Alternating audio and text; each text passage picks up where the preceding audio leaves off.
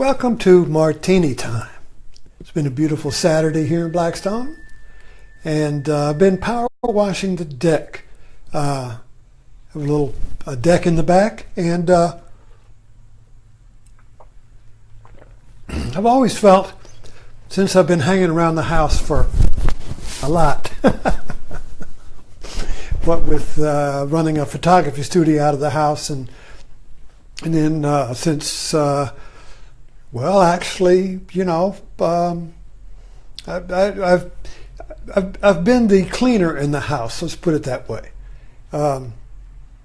Although I don't want my wife to hear that because she's in there cleaning the stove right now, and I'm out here.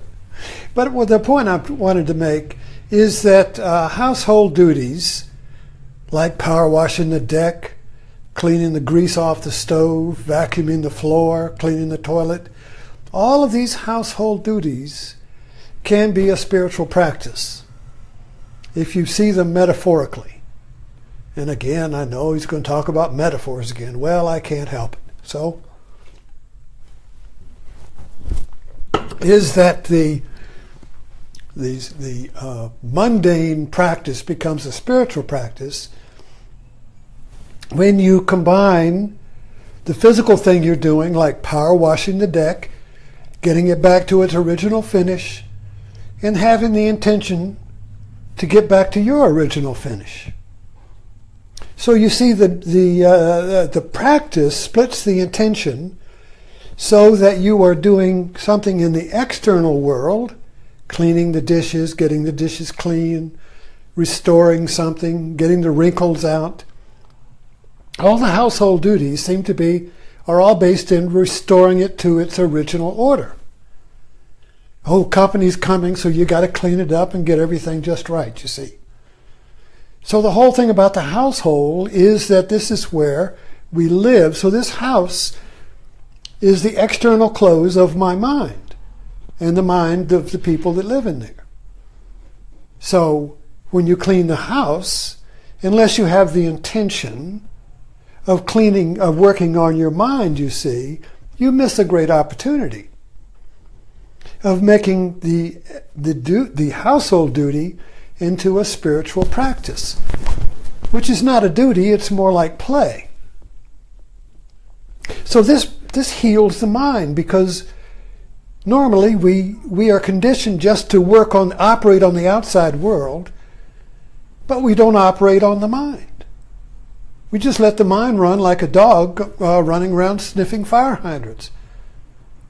Mind's untrained. You know when somebody has a dog that isn't trained, especially if it's big, I mean it's not fun. We had a little poodle, got from my mother, and it wasn't trained, but a poodle. But my sister has an Afghan or Newfoundland. His head would be about right here, and he's not trained. So, need I say more? But the point is, in our culture, we're conditioned to operate on the external world. It's called formal operational thinking. This is our strength in the West. We operate on the world. We fix stuff. We predict and control. But when it comes to the mind, well, they'll go to a therapist and let him try to figure it out.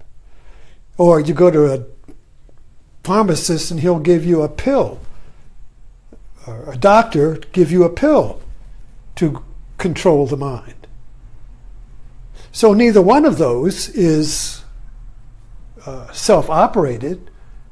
You just go to the mechanic when something's not working right.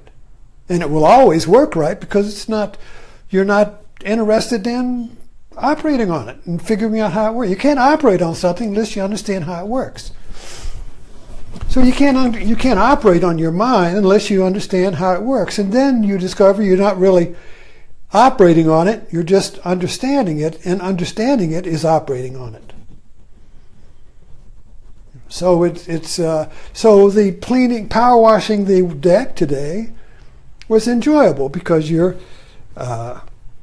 It's been a couple of years since I've done it, and so you're power washing the mold and the green mold and the dirt, that's the gray, the darkness, and it comes back to its original board, nice and clean, sparkly, you see. So there's an enjoyment in getting that back to its original finish. What's the mind's original finish? We don't know.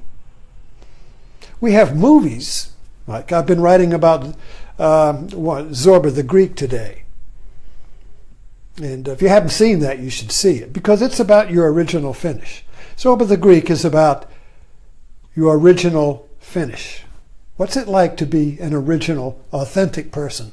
What's it like to be an original, authentic mind? What's that like? So we don't know. So we find out in the movies.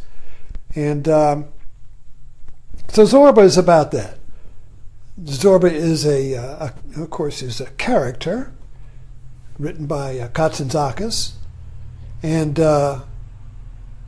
he is an original mind, but he's body mind, not a mind with the body running around, or a body running around with no mind. No, he's body mind.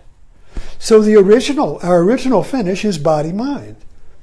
And we can see that when we look at our children, and you go back to early childhood.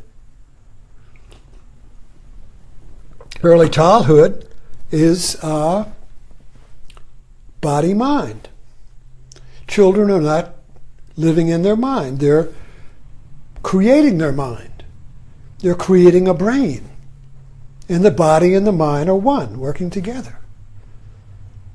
Just look at the early infants, the body is conscious, is tasting, everything is body. Then they gradually get an identity. Who am I? I get a name. And then we get to puberty and adolescence. And then there's a big shift and we become a social mind, a social identity. And we forget our body mind in the child, So now we're separated from our body. So I was just watching some clip on some heavy metal, YouTube on some heavy metal music, and a lot of anger in that music. What are they angry about? They're angry about leaving their body, having to adapt to a social image. So the archetype of the heavy metal, or the archetype of the rock and roll, is that I'm not going to adapt to that new social image. I want to maintain my original finish. I want to maintain contact with my body and my original finish. I don't want to become a paint job. I don't want to be painted by, I don't want society to paint over my original finish. When you get an old house and you go there and, oh my God, they painted over the walnut. And you spend all this time, restoring the original woodwork, right? The original finish. We love that. But spiritual practice is restoring your original finish. I love that. You should love that. Because that's where we live. That's where we die, you see. That's where we find life everlasting. It's not, somewhere else. It's in our original finish. So we have to really, look at that and be interested in what is my original finish, you see. This morning I was talking about, and I hope you go back and tune in. I don't know, people that come in the evening at the happy hour here, martini time, if you watch in the morning or not, because people have different times. But this morning I talked about the difference between the wide-angle lens and the zoom lens. That if you have it, as a photographer, every photographer has a bag in which you have a zoom lens, which gives you a wide angle, maybe not much, a little wide angle, and then you can zoom in. So it's kind of like Google. You zoom in and you zoom out, you see. But if you want a really wide angle, you have to get a primary lens that is just a wide angle. And that will include the zoom in and zoom out wide angle of your secondary lens, of your zoom lens, you see. So I don't want to get into that again this morning because I spent 20 minutes explaining it. But and I don't know how to connect it up with with the power washer right now. But the original finish is our wide-angle view, our prime wide-angle view that takes in everything. You see, so when we're acculturated into society, we're given a zoom lens that only will see so much. It'll zoom in really good. You can focus in on anything, but when you pull back to see what the context is, it only goes so far. So the whole spiritual practice of removing the paint job that's covering and the dirt that's covering your original lens, you see, is getting back to our original wide-angle lens that takes in the whole context, which includes culture. See, the natural wide-angle lens takes in the duality of culture, which includes me and it, you see, my position. So you all have our Facebook. Everybody's got their position, got their view, got their opinion. Well, this is my opinion. And, well, you have the right to yours, but I'll never agree with it. End of discussion. Or you go on for days trying to convert the other opinion to your opinion, and he yours to his, you know. Or you use the opinions, the duality of the opinions, to open up a wider angle. So you use the conflict of your opinions say in Facebook, in this field of Facebook, you know, where you have conflicting opinions. If you make that into a spiritual practice, excuse me, then you have the intention of using that conflict to clear away the mud and open up your wider angle,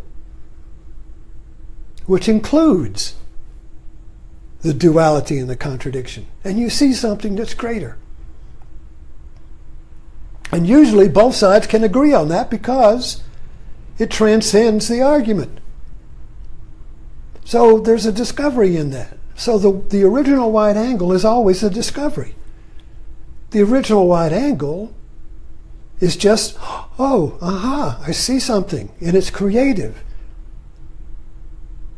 And it informs you, and it's energizing, and it can create passion and joy. All that's part of our original nature. That's our original nature. Passion, joy, creativity, clarity. That's our original nature. But we've been painted over by culture. And we all are given a little zoom lens with which to see the world. But it's always limited, you see. It's limited by the background or the context that I believe is reality, which might be my religion or my political party or wherever I get my view from, my position. All of us seem to get our position from some cultural position. You see, so this whole idea of scraping away the paint, of cleaning the dirt, of wiping away the grease in the house, you see, is all about basically, it can be just that, and it is just that, just cleaning up the dirt, nothing wrong with that. But if your heart is awakened, you want greater understanding, and you want unity with the world, inclusive. So when the wide angle lens, the primary lens is discovered, everything is included. That's what's so interesting about a wide angle lens. If you've ever used one, and most people have, you know, basically It means that everything's in focus. When I was doing wedding photography and I put that little wide-angle lens on, I could just go click, click, click, click, click, and everything was in focus. As soon as you zoom in on something, the background gets out of focus. The closer you zoom in on something, the more blurred the background is.